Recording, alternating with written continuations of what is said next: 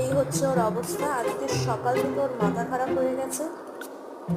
ওকে ওকে এই হাউসটা বানিয়ে দেওয়া হয়েছিল, সেটা আজকে পুরো তছনছ করে দিয়েছে। এখনও ওর কাণ্ড চলছে।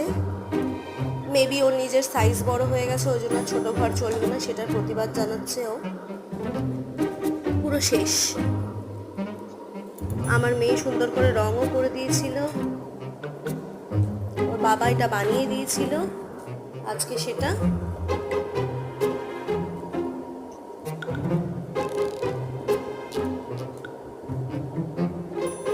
ওই কিরে লুডো, তোকে বাবা বানিয়ে দিয়েছিল না এটা?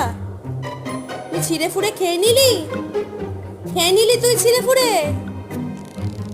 দেখেছো আবার টুকটুক করে দেখে,